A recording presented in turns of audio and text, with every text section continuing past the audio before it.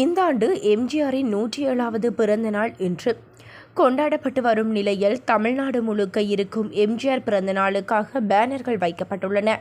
எம்ஜிஆர் புகழை நினைவு கூறும் வகையில் இந்த பேனர்கள் வைக்கப்பட்டுள்ளன. அதன்படி திருப்பத்தூர் மாவட்டத்தில் அதிமுகவினர் வைத்த பேனர் தான் இப்போது பேசுபொருளாகியுள்ளது. எம்ஜிஆர் பிறந்த நாளுக்கு வைக்கப்பட்டுள்ள அந்த பேனரில் மறைந்த முன்னாள் முதல்வர் ஜெயலலிதா, முன்னாள் முதல்வர் எடப்பாடி பழனிசாமி ஆகியோர் படங்கள் இடம்பெற்றுள்ளன. அதேபோல கட்சியின் மற்ற முக்கிய நிர்வாகிகள் பெயரும் இடம்பெற்றுள்ளன.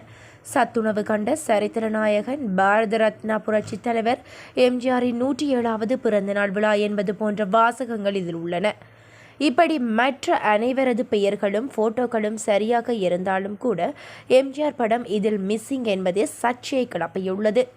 அதாவது எம்ஜிஆர் படத்திற்கு பதிலாக எம்ஜிஆர் போல் தலைவி படத்தில் நடித்த அரவிந்த் சாமி போட்டோவை அதிமுகவினர் இதில் போட்டிருக்கின்றனர்.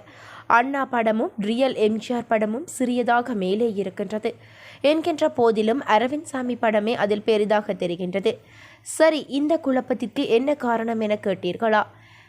ஏஎல் விஜய் இயக்கத்தில் தலைவி படத்தை இயக்கியிருந்தார். இதில் கங்கனா ரணாவத் மறைந்த முன்னாள் முதல்வர் ஜெயலலிதாவாக நடித்த நிலையில் நடிகர் அரவிந்த் சாமி இதில் எம்ஜிஆர் கதாபாத்திரத்தில் நடித்திருப்பார். இந்த படம் ஜெயலலிதா வாழ்க்கை சம்பவங்களை தழுவி எடுக்கப்பட்ட படமாகும். இந்த படம் வெளியான போது பலரும் அரவிந்த் சாமி நடிப்பை பாராட்டியிருந்தனர். அவர் அப்படியே எம்ஜிஆரை போலவே தெரிவதாகவும் எம்ஜிஆர் மேனரிசத்தை அப்படியே கொண்டிருப்பதாகவும் பாராட்டினார்கள். இப்போது அதே அரவிந்த் சாமியைத்தான் எம்ஜிஆர் என நினைத்து அதிமுகவினர் தங்கள் பேனரில் பயன்படுத்தியிருக்கின்றனர். இது தொடர்பான போட்டோ இணையத்தில் ட்ரெண்ட் ஆகி வருகின்றது.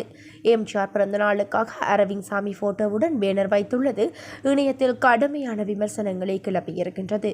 எம்ஜிஆர் யார் என்றே தெரியாதவர்கள் கட்சியில் இருந்து என்ன பயன் என்றவாறாக விமர்சித்தும் வருகின்றனராம்.